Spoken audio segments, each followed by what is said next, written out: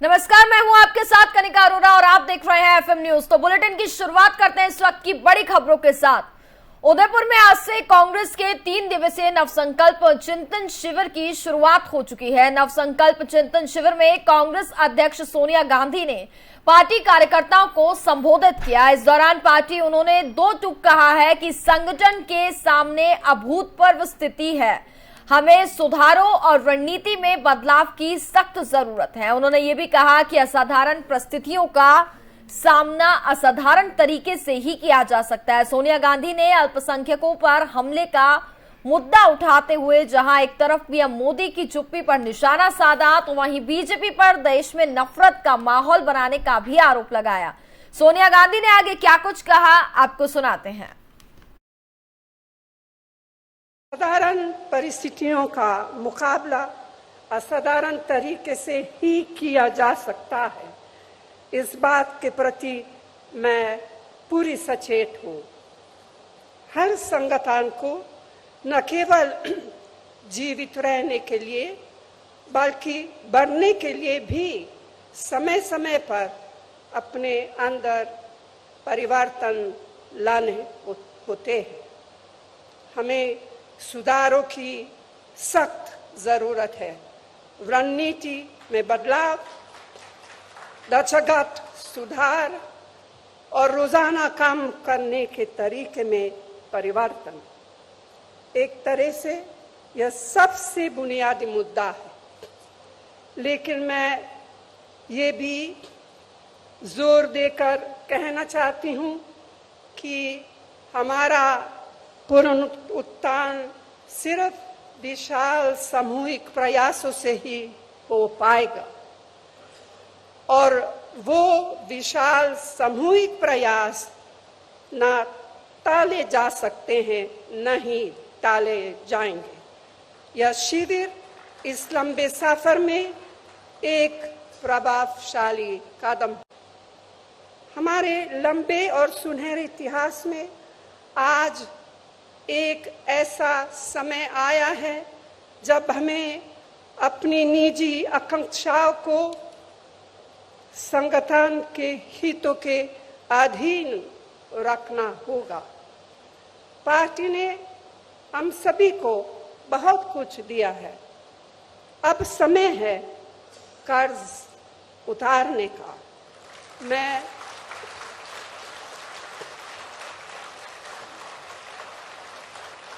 मैं समझती हूँ इससे आवश्यक और कुछ नहीं।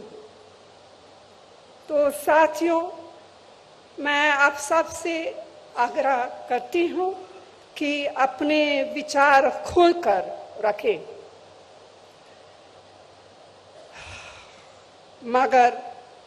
मगर बाहर सिर्फ एक ही संदेश जाना चाहिए: संगठन की मजबूती, दृढ़ निश्चय और एकता का संदेश।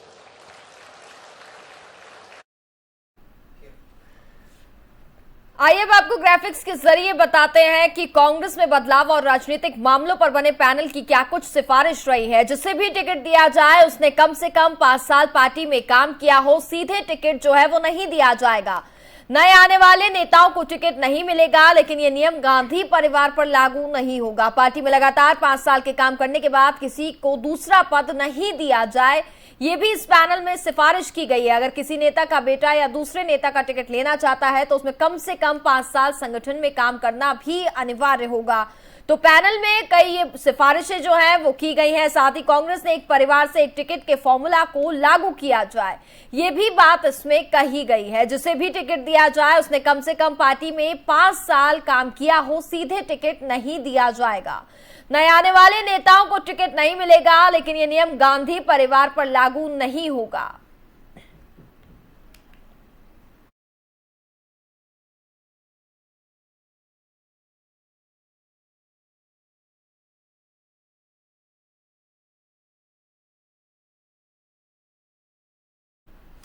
तो आगे और आपको ग्राफिक्स के जरिए बताते हैं कि क्या कुछ मामला है इसमें। एक परिवार में एक से ज्यादा टिकट के लिए बात कही गई है, जिसमें बात करें तो सीएम अशोक गहलोत के बेटे को भी टिकट मिला है। मंत्री महेंद्रजीत मालवीय की पत्नी रेशम मालवीय को बांसवाड़ा से जिला प्रमुख बनाया गया। मध्य प्रदेश के पूर्व मुख्यमंत्री कमलनाथ के बेटे नकुलनाथ छिंदवाड़ा से सांसद हैं। राजस्थान के सीएम अशोक गहलोत के बेटे वैभव गहलोत को लोकसभा चुनाव में जोधपुर से टिकट दिया गया था।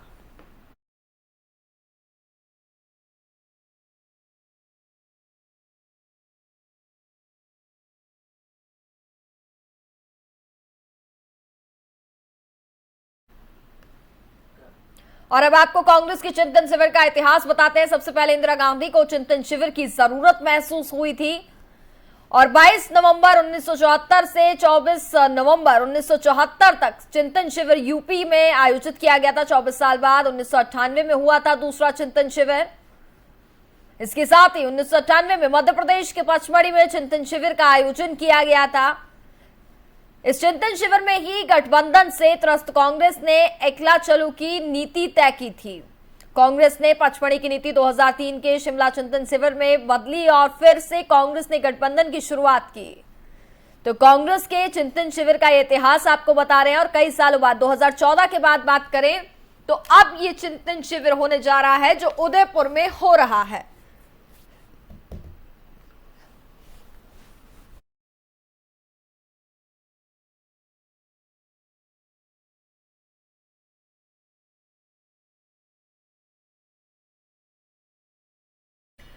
उदयपुर में शुक्रवार से रविवार के बीच 3 दिनों के चिंतन शिविर का आयोजन हो रहा है। कांग्रेस के चिंतन शिविर को लेकर के पार्टी के महासचिव और झारखंड प्रभारी अविनाश पांडे से एफएम न्यूज के संवाददाता कुलदीप शर्मा ने खास बातचीत की। कल से राजस्थान के उदयपुर में कांग्रेस का 3 दिन का चिंतन शिविर शुरू होने जा रहा है। इस पर बातचीत करने के लिए मेरे साथ कांग्रेस के महासचिव और झारखंड प्रभारी अविनाश पांडे जी है।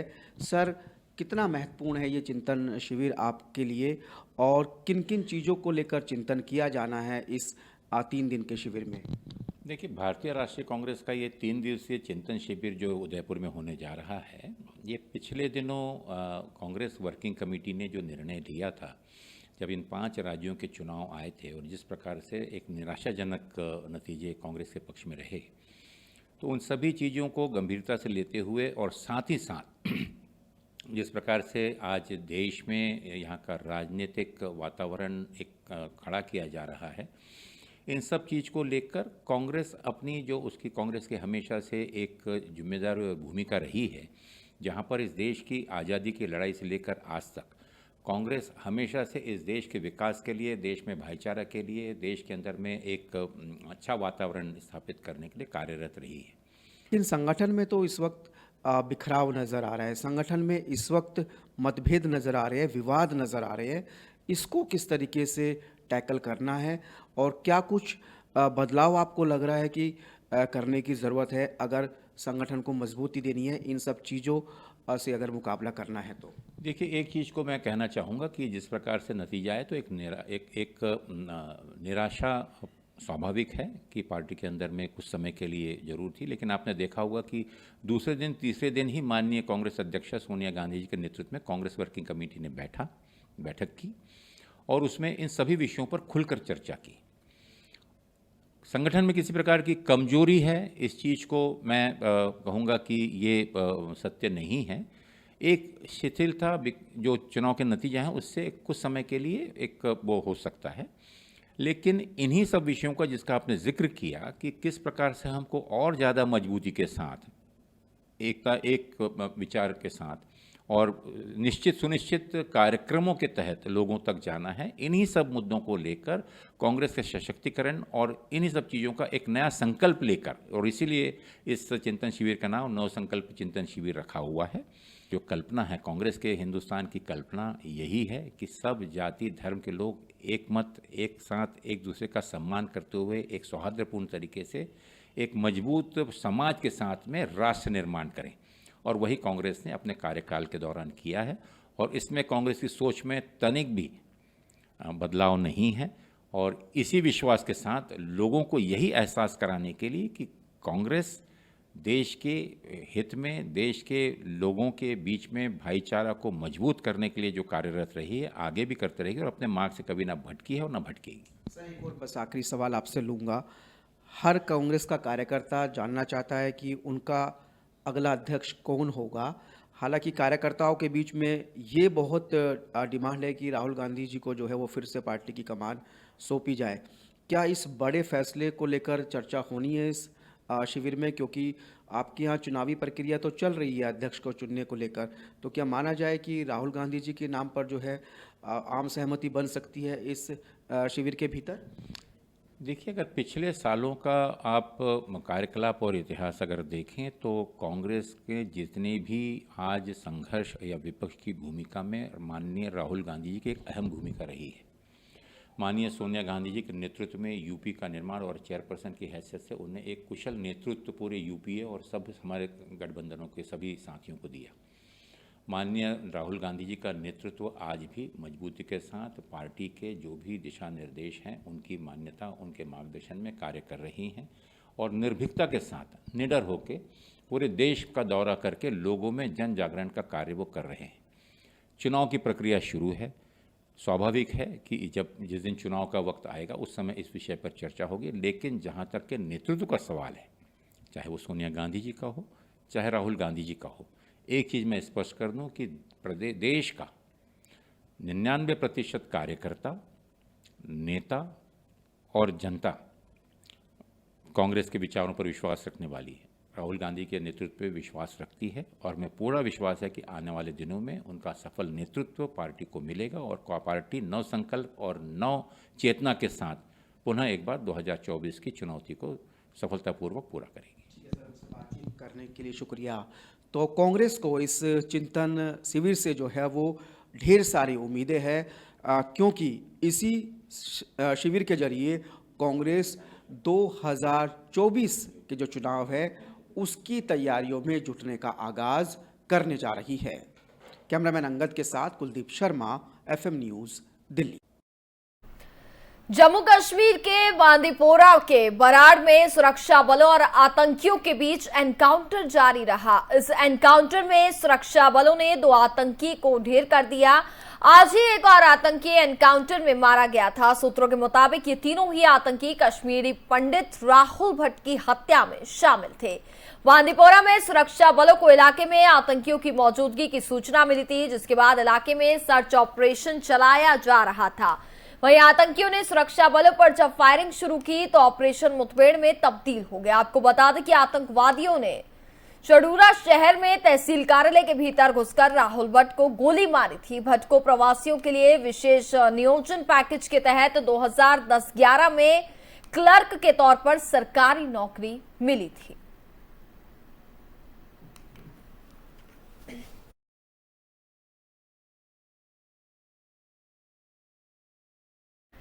बड़गाम में गुरुवार की रात कश्मीरी पंडित राहुल भट्ट की हत्या के बाद घाटी में भारी गुस्सा देखने को मिल रहा है और इस पर जम्मू कश्मीर की पूर्व सीएम महबूबा मुफ्ती ने सरकार को आड़े हाथों लिया। उन्होंने सरकार पर आरोप लगाते हुए क्या कुछ कहा, आपको सुनाते हैं।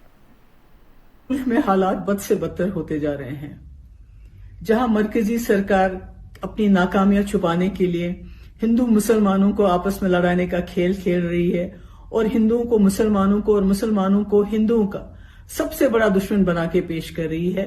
वहां जम्मू कश्मीर वाहिद एक ऐसी रियासत है जहां अभी भी हिंदू हो, मुसलमान हो, सिख हो, ईसाई हो, बौद्ध हो, आपस में मिलके रह रहे हैं। ऐसे में तमाम जम्मू कश्मीर के लोगों पे यह फर्ज आयद होता है कि हम जो हमारे बीच में रहने वाले, चाहे वो कश्मीरी पंडित हो, चाहे हमारे सरदार भाई हो, उनके साथ न सिर्फ खड़े रहें बल्कि 1947 में जिस तरह से हमने उनके मालो जान की हिफाजत की थी और गांधी जी को उस वक्त जम्मू कश्मीर से एक उम्मीद की किरण नजर आई थी, उसी तरह से हमें चाहिए आज हम अपने माइनॉरिटीज के साथ यहां खड़े रहें।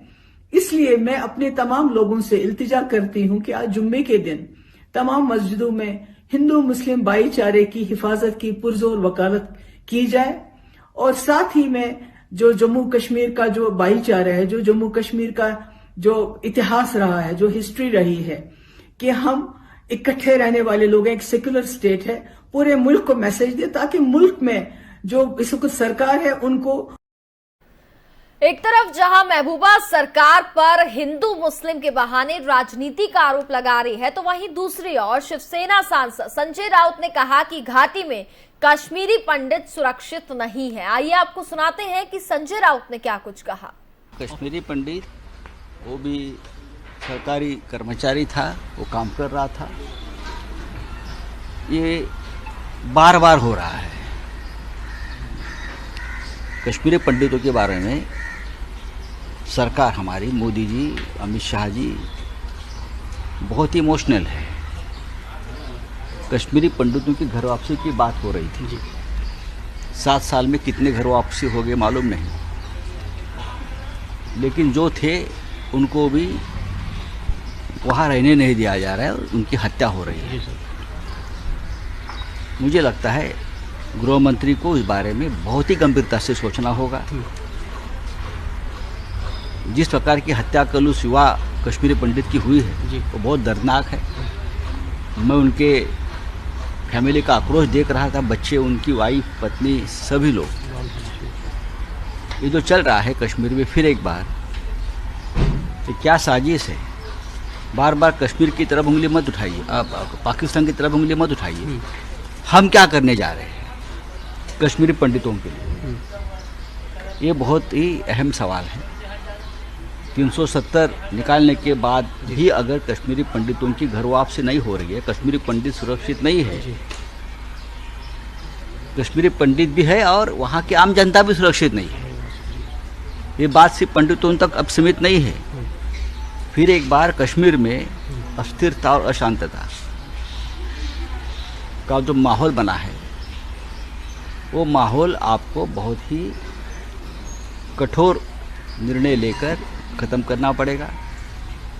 हनुमान चालीसा, लाउड स्पीकर जैसे मुद्दे से कश्मीरी पंडितों का मामला या राहुल भट्ट की हत्या पर एक तरफ जम्मू कश्मीर के बीजेपी अध्यक्ष रविंद्र रैना पाकिस्तान को कश्मीरियों का कातिल बता रहे हैं, तो वहीं मध्य प्रदेश के उप मुख्यमंत्री नरोत्तम मिश्रा राहुल भट्ट की हत्या के बहाने कांग्रेस पर निशाना साध रहे हैं। वाराणसी के ज्ञानव्यापी मस्जिद के सर्वे का काम कल यानी शनिवार से शुरू होगा। मुस्लिम पक्ष के साथ ही वाराणसी के जिलाधिकारी कौशल राज शर्मा ने बताया कि कल से सर्वे कमीशन की कार्यवाही एडवोकेट कमिश्नर के द्वारा की जाएगी। इसको लेकर के सभी पक्ष के लोगों के साथ बैठक हुई है और शांति व्यवस्था बनाए रखने की भी अपील की है। इससे पहले ज्ञानव्यापी मस्जिद के सर्वे का मामला सुप्रीम कोर्ट पहुंचा। वाराणसी की अंजुमन इंतजामिया मस्जिद कमेटी ने सर्वे को रोकने के लिए याचिका दायर की। हालांकि सुप्रीम कोर्ट तुरंत रोक लगाने से इनकार कर दिए और सीएचआई ने कहा कि मैंने भी याचिका नहीं देखी है, मामले को देखूंगा। अंजुमन इंतजामिया मस्जिद की प्रबंधन समिति के वकील हुजैफा अहमदी ने कहा कि हमें तत्काल सुनवाई की जरूरत है क्योंकि सर्वेक्षण का आदेश दिया गया है। ज्ञानव्यापी मस्जिद के सर्वे मामले में सीजेआई एनवी रमन की अगुवाई वाली पीठ के सामने वाराणसी की निचली अदालत के फैसले पर रोक की मांग की गई।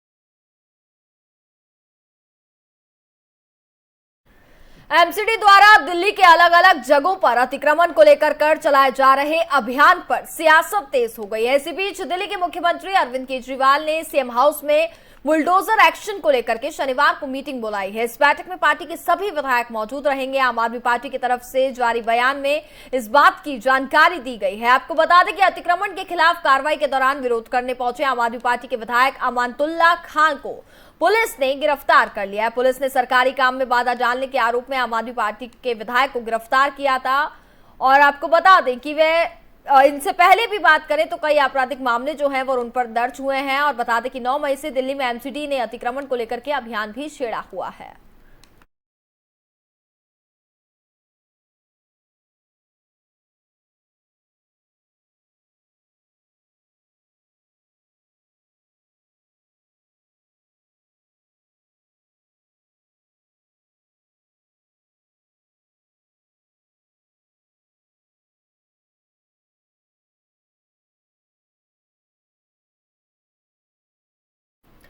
वहीं दिल्ली में एमसीडी की कार्रवाई पर मनीष सिसोदिया ने हमला बोला है। उन्होंने बीजेपी पर दिल्ली को तबाह करने का आरोप लगाया।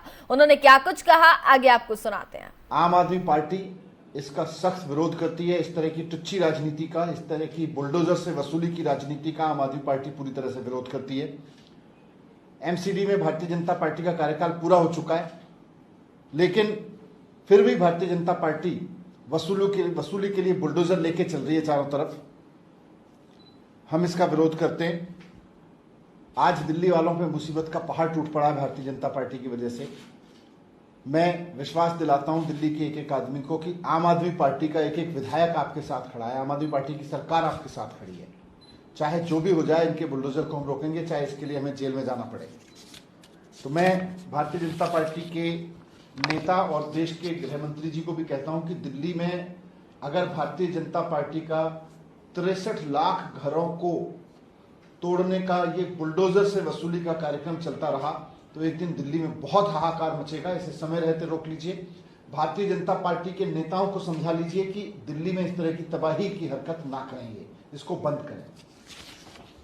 Thank you sir. आपने जो पत्र लिखा उसमें क्या कुछ मांग की है? इसमें मैंने गृह मंत्री जी से यही कहा है कि ये जो तबाही भारतीय जनता पार्टी करने जा रही है, इसको रोक ले। ये भारतीय जनता पार्टी की जो वसूली का अभियान है, बुलडोजर चला चला के जो वसूली कर रही है भारतीय जनता पार्टी, इसको रुकवाएं। और अगर बुलडोजर चलाना है तो भारतीय जनता पार्टी के उन नेताओं के घरों पे चलाएं जिन्होंने ये अवैध। एक तरफ एमसीडी दिल्ली में जहां अतिक्रमण को लेकर अभियान छेड़े गए हैं, तो वहीं दूसरी ओर आम आदमी पार्टी दिल्ली बीजेपी अध्यक्ष आदेश गुप्ता के घर पर बुलडोजर चलाने की भी बात कही जा रही है। इस बाबत एमसीडी के आप प्रभारी दुर्गेश पाठक ने क्या कुछ कहा, आपको सुनाते हैं। मैं भारतीय जनता पार्टी को ये चुनौती देता हूं, मैं भारतीय जनता पार्टी के एमसीडी को ये चुनौती देता हूं कि कल 11 बजे तक आप आदेश गुप्ता के घर का जो कि इंक्रोचमेंट है, इल्लीगल इंक्रोचमेंट है, और जो उनका ऑफिस इल्लीगल तरीके से बना है, उसके खिलाफ अगर कल आप 11 बजे तक कार्रवाई नहीं करते हैं तो आम आदमी पार्टी खुद बुलडोज़र ले जाकर आदेश गुप्ता के घर का इंक्रोचमेंट खुद तोड़ेगी। कल ये हम चुनौती देते हैं। कल 11 बजे तक अगर एमसीडी इसके ऊपर कार्रवाई नहीं करती है तो उसके बाद आम आदमी पार्टी खुद बुलडोज़र लेगी, आदेश गुप्ता के ऑफिस के खिलाफ कार्रवाई करेंगे और हम खुद उनके घर का जो इंक्रोचमेंट है उसके खिलाफ कार्रवाई करेंगे। इसलिए हम ये चुनौती देते हैं कि कल 11 बजे तक एमसीडी। आम आदमी पार्टी का दामन थामने के बाद अभिनेत्री से नेत्री बनी कंगना खेमका ने एफएम न्यूज से खास बातचीत की है। इस दौरान उन्होंने क्या कुछ कहा, आपको सुनाते हैं। इस वक्त हमारे साथ बातचीत करने के लिए है कंगना शर्मा खेमका, जिन्होंने आज आम आदमी पार्टी ज्वाइन की है। उन्हीं से सीधा बातचीत करते हैं। क्यों आम आदमी पार्टी को आपने चुना, क्या वजह रही कि आप आम आदमी पार्टी में शामिल हुई? जी, सबसे पहले जैसा कि मैंने बताया कि मैंने 2006-7-8 में आर्मी ऑफिसर बनने के लिए एनसीसी का कोर्स किया था, और वो इसलिए किया था क्योंकि मैं लोगों के लिए कुछ करना चाहती थी, हमारे देश के लिए कुछ करना चाहती थी।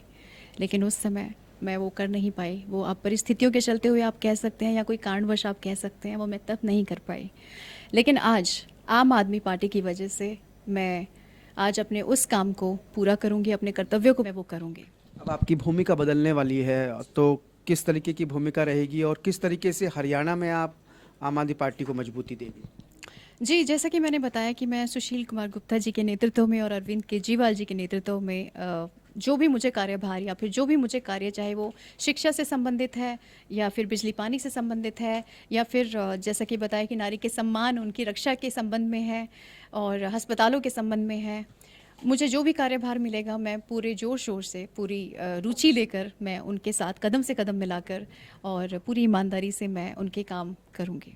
ये सब कार्य होते हुए देखे तो अब सब लोग वहाँ पर यही चाहते हैं कि यहाँ पर भी आम आदमी पार्टी आए, और जो दिल्ली में जो कार्य हुए हैं और जो पंजाब में हो रहे हैं वो यहाँ पर भी हों, और मैं ये चाहती हूँ कि ये हरियाणा में नहीं। और इसी के साथ फिलहाल इस बुलेटिन में बस इतना ही। देखते रहिए एफएम न्यूज। नमस्कार।